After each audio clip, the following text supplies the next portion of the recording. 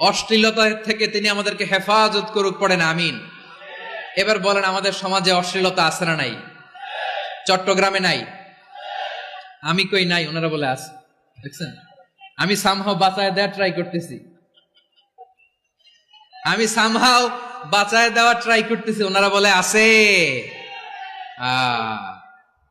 অশ্লীলতা নানা ভাবে, নানা নামে, নানা মোড়কে আমাদের সমাজে আছে না নাই? সংস্কৃতির নামে, ফ্যাশনের নামে, বিনোদনের নামে, উপন্যাসের নামে, কনসার্টের নামে অশ্লীলতা আছে না নাই? আপনি দেখেছেন কনসার্ট গুলোর অবস্থা? এই যে আতিফ আসলাম যে আসছে আমাদের দেশে, তারপর কে কে আসছে, আমাদের তরুণ তরুণীরা, আমাদের যুবক যুবতীরা, আমাদের জেনজিরা, কি অবস্থা ওইখানে? হ্যাঁ, কি অবস্থা? কে বাঁচাবে ওদের? কে রক্ষা করবে ওদের ইমানের, ওদের চরিত্রের হেফাজতের গ্যারান্টি কে দিবে? কনসার্টের নামে অশ্লীলতা আছে না নাই?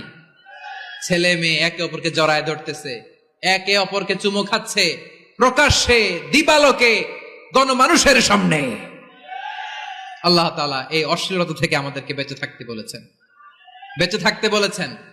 রূপালী জগতের নামে অশ্লীলতা আছে না নাই? এই টার্মটা আপনারা জানেন না? রূপালী জগৎ কি জগৎ?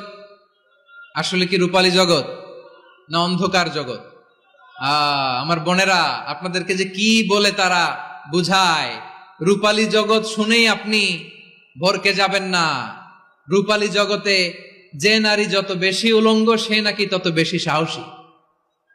জানেন, বলে এটা একটা সাহসী নারী, খুব সাহসী পদক্ষেপ তার। যত বেশি শরীর থেকে কাপড় নামাতে পারবে, যত বেশি বস্ত্রহীন হয়ে নিজেকে প্রেজেন্ট করতে পারবে, সে নাকি তত বেশি সাহসী। আমার চট্টলার ভাইয়েরা, শয়তানের প্রথমে এজেন্ডা ছিল বনি আদমকে বস্ত্রহীন করা। সে আদম এবং হাওয়া আলাইহিস সালামকে নিষিদ্ধ গাছের ফল খাইয়ে তাদেরকে বস্ত্রহীন করেছে। এই জামিনেও সে আমাদেরকে বস্ত্রহীন করতে চাইবে। এই রূপালী জগতের নামে তারা এটা করে। আমার প্রিয় বোনেরা, আপনি জানেন না আপনার দাম কত। ওরা আপনাদেরকে বিজ্ঞাপনের সস্তা পণ্য বানাতে চায়। ওরা আপনাদেরকে ওদের ভোগের লিপসার টুলস বানাতে চায়। ওরা আপনাদেরকে দিয়ে ওদের খায়েশ পূরণ করতে চায়। এটা আপনাদের জন্য মোটেও ডিগনিটি নয়, এটা আপনাদের জন্য সম্মান নয়। আপনার সম্মান শালীনতায়, আপনার সম্মান হেজাবে, আপনার সম্মান ভদ্রতায়, আপনার সম্মান আপনার ডিসেন্ট পোশাকে। পোশাক বলে দেয় এই নারীটা ভদ্র না অভদ্র। পোশাক বলে দেয় এই মেয়েটা কোন ঘরের মেয়ে। আওয়াজ করে বলেন ঠিক কিনা? আপনি জানেন না, আপনারা সস্তা পণ্য বানায়, ভোগের পণ্য, বিলবোর্ডে আপনাকে উলঙ্গ করে উপস্থাপন করে। এই অশ্লীলতার সাথে ইসলামের কোন সম্পর্ক। এজন্য আল্লাহ বলেন, আমি অশ্লীলতাকে হারাম করেছি। অশ্লীলতাকে হারাম করার প্রথম কারণ হলো এর মাধ্যমে মানবতাকে অপমানিত করা হয়। কারণ মানুষের সম্মান মানুষের পোশাকে। মানুষ যখন পোশাকহীন হয়ে যায়, বস্ত্রহীন হয়ে যায়, তার সম্মান কমে যায়, ঠিক কিনা? অশ্লীলতাকে হারাম করার প্রথম কারণ হচ্ছে মানুষ মানুষকে অপমান করে। একটা নারী, সে তো সম্মানিত, নারী যে কত সম্মানিত নারীরা এটা বুঝেই নাই। বিশ্বনবী বলেন, আর দুনিয়া কুল্লুহা মাতা ওয়া খায়রু মাতা'আদ দুনিয়া আল মারআতুস সালিহা। আমার বোনেরা, 5টা প্যান্ডেলে আপনারা এলইডিতে আমার আলোচনা শুনছেন, আমি জানি। আপনাদের এই গর্ভ যে কত দামি আপনি জানেন না। আপনার পেট থেকেই আসবে আগামী দিনের সালাহুদ্দিন আল আইয়ুবী। আপনার পেট থেকেই আসবে অনাগত দিনের ইমাম মাহদী আল মুনতাযর। আপনার পেট থেকেই আসবে অনাগত দিনের ফয়সাল, ওয়াসিম, মুগ্ধ, আবু সাইদের মতো বীর যোদ্ধা।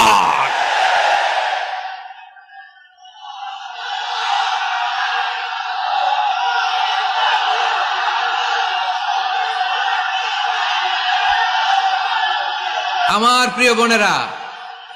প্রিয় বোনেরা, বিশ্বনবীর কথার ওজন খেয়াল করেন। আর দুনিয়া কুল্লুহা মাতা ওয়া খায়রু মাতা'আদ দুনিয়া আল মারআতুস সালিহা। দুনিয়ার সবকিছুই অ্যাসেট, এর মধ্যে সবচেয়ে দামি অ্যাসেট নেককার নারী। আপনার গর্ভ যে কত দামি আপনি জানেন না। নিজের সময়টাকে কাজে লাগান, কোরআন পড়েন, সুন্নাহ পড়েন। আপনার অনেক দায়িত্ব ঘরে। You are the MD of your family. একটা family it's a very big institution. পরিবার একটা অনেক বড় প্রতিষ্ঠান। And you are the MD of your institution. আপনি এই পরিবারের MD, managing director of your family. এখানে আপনার কত দায়িত্ব। আপনি ছেলে মেয়েদেরকে তারবিয়া করবেন, আপনি আপনার স্বামীর জন্য ঘরটার জান্নাতের নীর বানাবেন, আপনার জন্য জান্নাতের ডুপ্লেক্স বাড়ি ওইখানে তৈরি করে রাখবে কে? আপনি যে কত দামি আপনি জানেন না। নারীদেরকে আল্লাহ বানিয়েছেন উচ্চতর করে, নিম্নতর নয়। নারীদেরকে ছোট্ট জিনিস দিলে এটার বড় করে দেয়। নারীদেরকে ভ্রূণ দিলে, শুক্রাণু দিলে নারী এটারে বাচ্চা হিসেবে উপহার দেয়, ঠিক কিনা? বিয়ের মাধ্যমে স্বামী যখন তার শুক্রাণু তার স্ত্রীকে উপহার দেয়, স্ত্রী রিটার্নে কি উপহার দেয়? ফুল ফর্ম বেবি, মানব সন্তান। দেখছেন, আপনি দিলেন একটুক, উনি দিছে বিশাল। আপনি যদি নারীকে বাজার এনে দেন, নারী এটাকে সুস্বাদু খাবারে রূপান্তর করে দেয়। আপনি তাকে একটা মুচকি হাসি দিয়ে দেন, সে তার কলিজা দিয়ে দেয়। কিন্তু যদি আপনি তার মনে কষ্ট দেন, সে আপনার জীবনকে জাহান্নাম বানায়া দেয়। খবর আছে, নারীর মন বুঝতে পারলে নেয়ামত, বুঝতে না পারলে কিয়ামত, ঠিক কিনা বলেন? আমার প্রিয় বোনেরা, আপনি যে কত দামি আপনি জানেন না। জানেন না আপনি কত দামি, অনেক দামি আপনি। আপনাদেরকে যেন ভোগের সস্তা পণ্য বানাতে না পারে, আপনাদেরকে সচেতন থাকতে হবে, সজাগ থাকতে হবে, কনসার্ন থাকতে হবে। শয়তানের ওই হাতছানির দিকে আর নজর দেওয়া যাবে না। তাহলে কেন আল্লাহ তাআলা এই ফাহশা, অশ্লীলতাকে হারাম করলেন? 1 নাম্বার, এতে হিউম্যান ডিগনিটি কমে। 2 নাম্বার, এতে মানুষের অধিকার নষ্ট হয়। আপনি বিয়ে করেছেন, এরে পরকিয়া করেন, ওর সাথে এরকম আছে না নাই? স্ত্রীর অধিকার নষ্ট করেছেন। আপনি বিবাহ সম্পর্কে আবদ্ধ হয়েছেন তার সাথে, আপনি পরকিয়া করেন ওই ছেলের সাথে, আপনি আপনার হাজবেন্ডের সাথে বিট্রে করেছেন। এজন্য আল্লাহ অশ্লীলতাকে হারাম করেছেন। অশ্লীলতাকে হারাম করার আরেকটা কারণ হচ্ছে আল্লাহ তাআলা এই হিউম্যান জেনারেশনকে, এটাকে প্রিজার্ভ করতে চায়। হিফজুন নাসল, এটা মাকাসিদুশ শরিয়ার অনেক গুরুত্বপূর্ণ একটা মাকাসিদ, অনেক গুরুত্বপূর্ণ। আপনার নাসল, আপনার জেনারেশনকে সংরক্ষণ করা। এই যে আসতেছে ফেব্রুয়ারি, কত ফেব্রুয়ারি জানো? এটা কি বিশ্ব ভালোবাসা দিবস? হ্যাঁ, কি দিবস? এই বিশ্ব ভালোবাসা দিবসের সাথে মুসলমানদের কোনো সম্পর্ক নাই। আমার প্রিয় ভাইরা, এই যে আপনি অবৈধ সম্পর্কে জড়ালেন, কেন আল্লাহ অশ্লীলতাকে হারাম করেছে দেখেন। বলতেছিলাম যে এটা আপনার নাসল, আপনার জেনারেশন, আপনার লিনিয়েজ, আপনার বংশকে প্রিজার্ভ করা। কে কার বাবা, কে কার মা, বাবা মা জানা, প্রজন্মকে প্রিজার্ভ করা, এটা ইসলাম ওয়াজিব করে দিয়েছে। এই যে অবৈধ সম্পর্কের কারণে, বিশ্ব বেহায়া দিবসের কারণে, এগুলোর আউটকাম, আউটপুট হিসেবে মাঝে মাঝে ঢাকা মেডিকেলের ডাস্টবিনে নবজাতকের বাচ্চার কান্নার আওয়াজ শুনতে পাওয়া যায়। চট্টগ্রাম মেডিকেলের ডাস্টবিনে নবজাতকের কান্না শুনতে পাওয়া যায়। বীর চট্টলার মুসলমানেরা বুঝতে পারলে আওয়াজ করে বলেন, এই যে চট্টগ্রাম মেডিকেলে যে নবজাতকটা পাওয়া গেল, ওর বাবাকে আমাকে বলেন, ওর বাবাকে, ওর মাকে, ও কোন ফ্যামিলির সন্তান কেউ জানে? আপনি হিউম্যান ডিগনিটিকে অপমান করেছেন না? আপনি তার ভবিষ্যৎকে অন্ধকার করেছেন না? আপনি তার লিনিয়েজকে প্রশ্নবিদ্ধ করে দিয়েছেন না? এই জন্য আল্লাহ তাআলা অশ্লীলতাকে আমাদের জন্য হারাম করে দিয়েছেন। পড়েন সুবহানাল্লাহ। এই জন্য রাব্বুল আলামিন বলেন, কুল ইন্নামা হারামা রাব্বিয়াল ফাওয়াহিশা মা যাহারা মিনহা ওয়া মা বাতান। প্রকাশ্য অপ্রকাশ্য সব অশ্লীলতাকে হারাম ঘোষণা করে দিয়েছে কে? আবার দুনিয়ার বুকে যারা অশ্লীলতার প্রসার করে তাদের জন্য শাস্তি মজুদ রেখেছে কে? রাব্বুল আলামিন বলেন, ইন্নাল্লাযীনা ইউহিব্বুনা আন তাশিআল ফাহিশাতু ফিল্লাযীনা আমানু লাহুম আযাবুন আলীমুন ফিদ দুনিয়া ওয়াল আখিরাতি ওয়াল্লাহু ইয়ালামু ওয়া আনতুম লা তা'লামুন। নিশ্চয়ই যারা বিশ্বাসীদের মাঝে অশ্লীলতার প্রচার প্রসার করতে চায় তাদের জন্য আমি মর্মন্তুদ শাস্তি প্রস্তুত করে রেখেছি। দুনিয়াতেও রেখেছি, আখিরাতেও রেখেছি। ঘোষণাটা কার? যারা এই নাটকের নামে, সিনেমার নামে, রূপালী জগতের নামে, মুভির নামে, ওটিটি প্ল্যাটফর্মের নামে আমার সমাজে অশ্লীলতা ছড়াতে চায়, তাদের জন্য কঠিন মর্মন্তুদ শাস্তি মজুদ রেখে দিয়েছে কে? ও আমার বোনেরা, এখনো আপনি জাগবেন না? এখনো আপনার চিন্তার দুয়ারে এখনো নাড়া পড়ে নাই? ওরা আপনাকে উলঙ্গ বানাতে চায়, ওরা আপনাকে আইটেম গার্ল বানাতে চায়। এজন্য ইসলাম অশ্লীলতাকে হারাম করেছে। হারাম। ইসলাম বলেছে যোজন যোজন দূরে থাকো, ওরা বলে না কাছে আসো, কাছে আসার গল্প, ক্লোজ আপ ওয়ান, কাছে আসার গল্প আছে না নাই? চট্টগ্রামে তো এগুলো নাই মাশাআল্লাহ। হ্যাঁ, এখানেও আছে ক্লোজ আপ ওয়ান, কাছে আসার গল্প। আল্লাহ বলেন ওয়ালা তাকরাবুজ জিনা, কাছেও এসো না, জিনা থেকে যোজন যোজন কিলো দূরে থাকো, ওরা বলে কাছে আসার গল্প। আমার বীর চট্টলার ভাইয়েরা, কাছে আসতে হলে আমরা কোরআনের কাছে আসব, কাছে আসতে হলে নবীর কাছে আসব, কাছে আসার গল্প হবে আমার রবের কাছে আসার গল্প। চিল্লায় বলো ঠিক কিনা?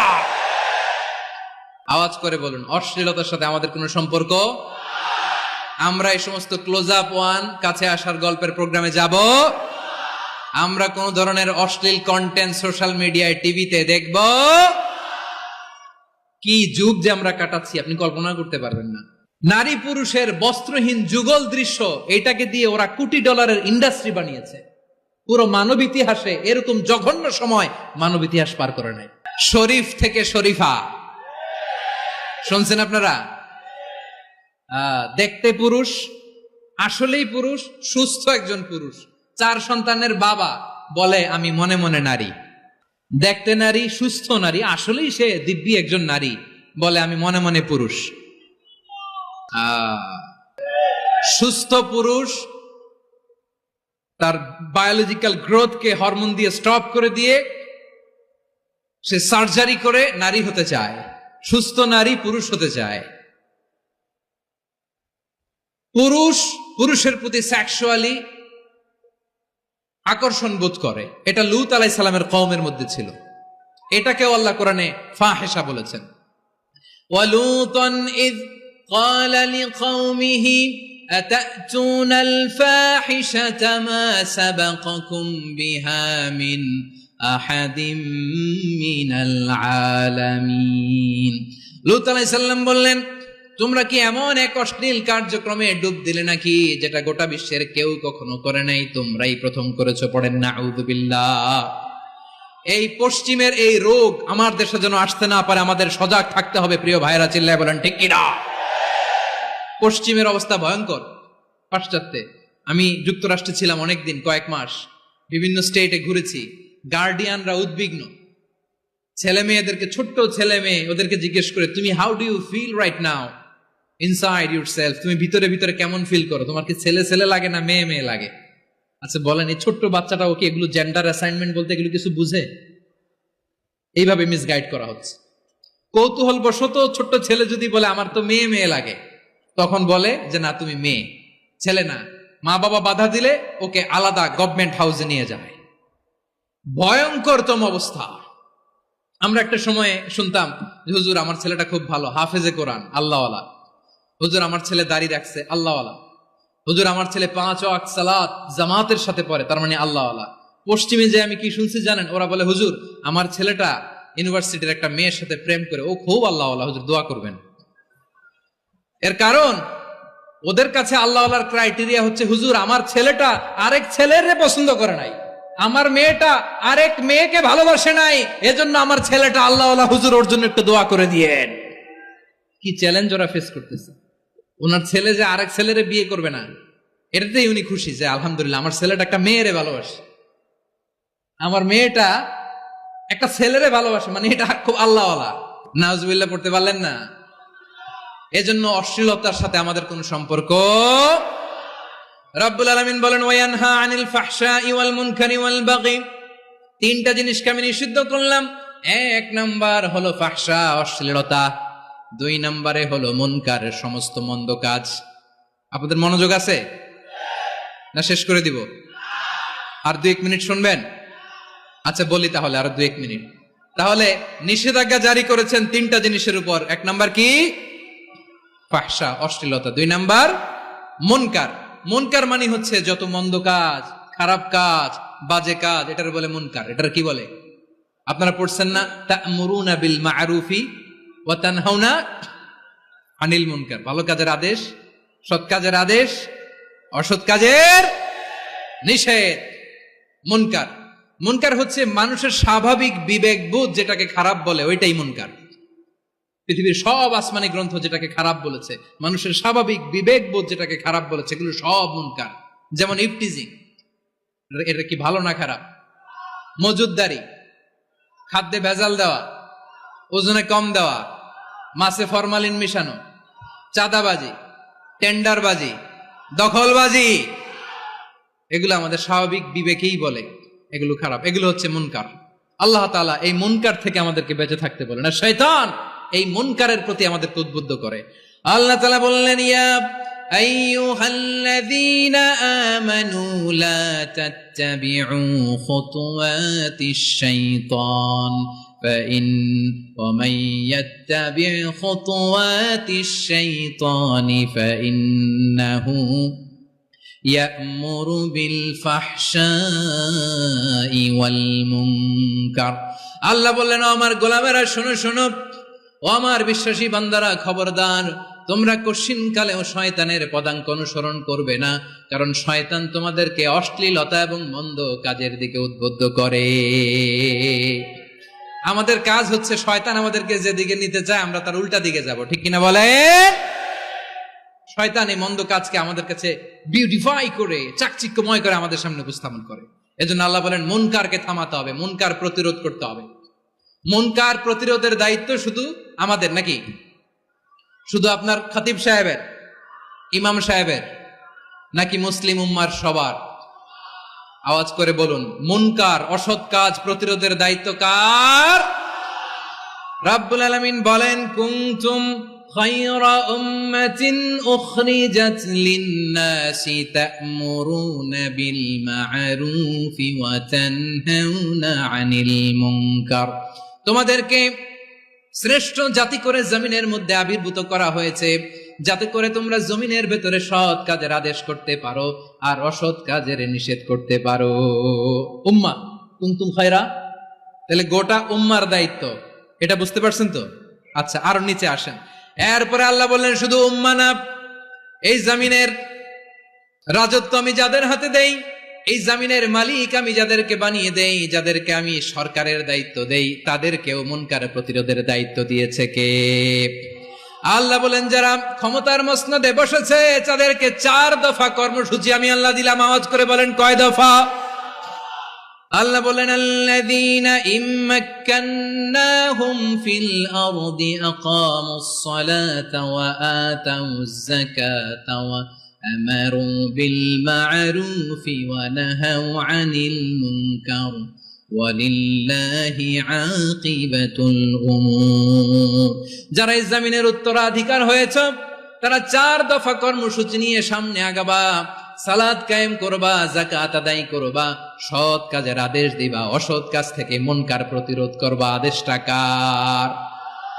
আমার প্রিয় চট্টলার ভাইয়েরা, পুরো উম্মার দায়িত্ব মুনকার প্রতিরোধ করা, সরকার প্রধানের দায়িত্ব মুনকার প্রতিরোধ করা। এরপর আল্লাহ বলেন, প্রতিটা ফ্যামিলির যিনি প্রধান, সিইও, বাবা, প্রত্যেক বাবারও দায়িত্ব এই মুনকার প্রতিরোধ করা। আওয়াজ করে বলেন, ঠিক কিনা?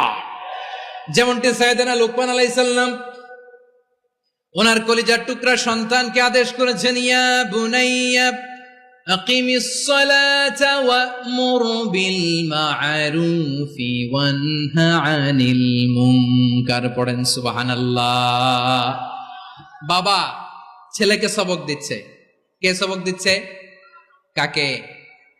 লুকমান আলাইহিস সালাম ছেলেকে বলতেছে, ওরে আমার কলিজার টুকরা সন্তান, ওরে আমার বাছা, নামাজ কায়েম করবা, সৎ কাজের আদেশ দিবা, আর মুনকার প্রতিরোধ করবা, অসৎ কাজ, সমাজ থেকে খারাপ কাজকে ঝেঁটে বিদায় করে দিবা। তাহলে দেখেন, আমি স্টেপ বাই স্টেপ নামলাম। পুরা উম্মার দায়িত্ব, জমিনের উত্তরাধিকারী আল্লাহ যাদেরকে বানিয়েছেন সরকার, তাদের দায়িত্ব, প্রতিটি ফ্যামিলির প্রধানের দায়িত্ব। এরপরে বিশ্বনবী বলেন, সচেতন প্রতিটি মুসলিমের দায়িত্ব সমাজ থেকে মুনকারকে উৎখাত করা। বিশ্বনবী বলেছেন, মান রাআ মিনকুম মুনকারান ফালিয়ুগাইয়িরহু বিয়াদিহি ফাইন লাম ইস্তাতি ফাবিলিসানিহি ওয়া ইন লাম ইস্তাতি ফাবিকলবিহি ওয়া যালিকা আযআফুল ঈমান। সমাজে যে মুনকার দেখবে, খারাপ কাজ দেখবে, সে যেন হাত দিয়ে সেটাকে থামায়। কি দিয়ে? আপনাদের তো হাত নাই না? হাত আছে, হাত আছে। ওরা যেই হাত দিয়ে অন্যায় করে ওইটা প্রতিরোধের জন্য আমাদেরও হাত আছে না নাই?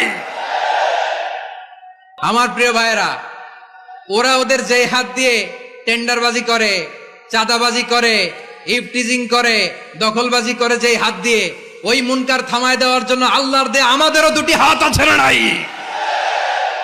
আমাদেরও হাত আছে। থামাইতে হবে, থামাইতে হবে, হিম্মত করতে হবে। আমার প্রিয় ভাইরা, না থামালে আমরাই ডুববো শেষমেশ। আমাদের বাঁচার জন্য হইলেও থামাইতে হবে। রব্বুল আলামিন বলেন, ওয়াত্তাকু ফিতনাতাল লা তুসিবান্নাল্লাযীনা যালামু মিনকুম খাসসা। ও আমার গোলামেরা, ওই আযাবকে ভয় করো যে আযাব যখন আমি জমিনের বুকে পাঠাই শুধু জালেমদেরকেই মারি না, আলেমদেরকেও মারি। আযাব যখন আসে তখন শুধু জালিমই মরে না, আলেমও মরে। জানেন, মুসা আলাইহিস সালামের পায়ে একবার একটা লাল পোকা কামড় দিয়েছে, লাল পিঁপড়া। লাল পিঁপড়া কামড় দিলে খুব আরাম লাগে না? কি লাগে? হ্যাঁ, জলে না? লাল একটা পিঁপড়া কামড় দিছে, তো উনি রেগে মেগে পাশি দেখে লাল পিঁপড়ার বাসা, পা দিয়ে ডলে মুছে সবগুলো পিঁপড়া মেরে ফেলছে। এই ঘটনাটা আল্লাহ ঘটিয়েছেন এজন্য। মুসা আলাইহিস সালাম ছিলেন কালিমুল্লাহ, সরাসরি আল্লাহর সাথে কথা বলতেন। তিনি আল্লাহকে জিজ্ঞেস করেছিলেন, আল্লাহ তুমি যখন কোন জনপদে আযাব পাঠাও, শাস্তি দাও, ওখানকার শুধু জালেমরাই তো মরে না, ভালো মানুষগুলাও মরে, তো আযাব দিবা মুশরিকদের উপর দিবা, অবাধ্যদের উপর দিবা, ভালো মানুষগুলারে মারো কেন? আল্লাহ বললেন, মুসা তোমার যে কামড় দিছিল পায়ের মধ্যে পিঁপড়া, কয়টা পিঁপড়া? জোরে বলেন। একটা পিঁপড়া, তো সবগুলারে মারলা কেন? রেগে মেগে পুরো পিঁপড়ার বাসা ভেঙে মেসাকার করলা কেন? এই মুসা, আমি যখন অ্যাকশনে যাই, আমি যখন শাস্তি দেই, তখন এত বাস বিচার করা হয় না, বাস বিচার করা যায় না। যখন অ্যাকশনে যাওয়া হয় ওইটা ডাইরেক্ট অ্যাকশন হয়ে যায়। চিল্লায় বলো ঠিক কি না? এজন্য আমাদের বাঁচার জন্য হলে ওই পাপ থামাতে হবে, এই শয়তানের অট্টহাসি থামাতে হবে, অন্যায় অপরাধ সমাজ থেকে আমাদের থামাতে হবে। কারণ আযাব আসলে ওরাও মরবে, আমরাও মরব। একটা জাহাজ 2 তলা, আপনি আছেন 2য় তলায়। শুনতেছেন? শুনতেছেন? জাহাজ কয় তলা? আপনি কোন তলায়? 2য় তলায়। নিচের তলার কিছু লোক জাহাজের তলা ছিদ্র করতে আরম্ভ করছে। কি ছিদ্র করতেছে? আচ্ছা, জাহাজের তলা ছিদ্র করলে তলা দিয়ে কি ঢুকে? এখন আপনি যদি বলেন আমার কি, আমি তো 2 তলায়, আমার কি, আমি তো সেফ, আমি ইন দ্য সেফ জোন, আমি তো ভালো আছি, আমি তো ভালো আছি, ওরা ছিদ্র করে ওরা মরবে। আসলে কি শুধু ওরা মরবে? নাকি তলা ফুটো হলে ভিতরে পানি ঢুকলে আপনারও সলিল সমাধি হবে? তলা দিয়ে যখন পানি ঢুকবে, জাহাজ ঢুকলে আপনিও মরবেন। এজন্য নিজে মরার আগে ওই পাগলগুলোর নিচতলায় যে থামাতে হবে। চিল্লায় বলেন ঠিক কি না? এজন্য আল্লাহ বললেন, মুনকার প্রতিরোধের দায়িত্ব সমাজের টপ টু বটম সবার। পুরো উম্মার দায়িত্ব, সরকার প্রধানের দায়িত্ব, প্রতিটি ফ্যামিলির প্রধান বাবার দায়িত্ব। বিশ্বনবী বললেন প্রতিটি সচেতন মুসলিমের দায়িত্ব। এজন্য মুনকার প্রতিরোধ করার দরকার আছে না নাই? সমাজে এই যে ইফটিজিং হয়, আপনার বোনের বয়সী একটা মেয়েকে কিছু বখাটে টিটকারি করে, এই বলে সেই বলে, নোংরা কথা বলে, রাস্তায় দেখেও আপনি পাশ দিয়ে না দেখার মতো চলে যান কেন? আপনি দাঁড়ান না কেন? আপনি দাঁড়ালেই তো থেমে যাবে। কারণ সত্যের যে শক্তি, তার সামনে মিথ্যা মুখ থুবড়ে পড়ে। আপনার সামনে ও কিছুই না, নাথিং। আপনি দাঁড়ান, ওকে প্রশ্ন করেন যে আমার বোনকে তুমি ডিস্টার্ব করো কেন? আপনাকে দেখে আরো 5 জন দাঁড়াবে, 5 জনকে দেখে আরো 10 জন দাঁড়াবে। আমাদের নীরবতা আর আমাদের নিশ্চুপ থাকাই জালিমদেরকে আরো শক্তিশালী জালিম বানিয়েছে।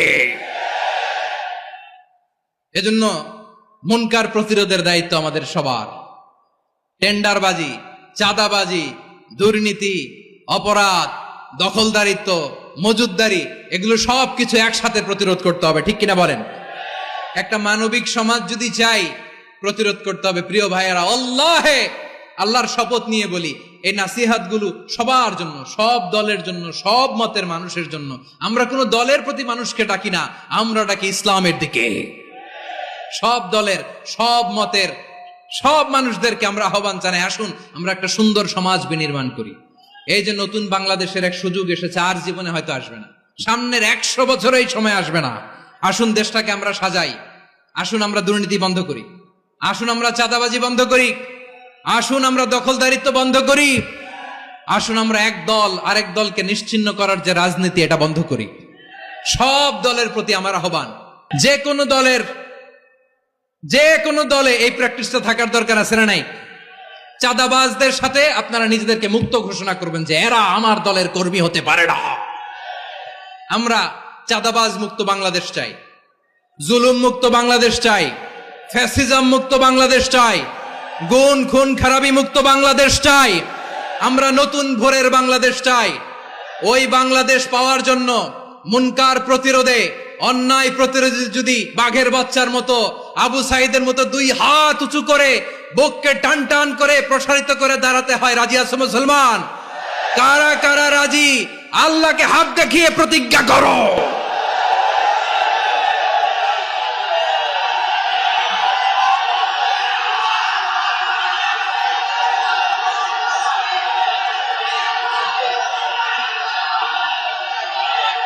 আমার প্রিয় ভাইয়েরা, বসুন বসুন আমার ভাইয়েরা।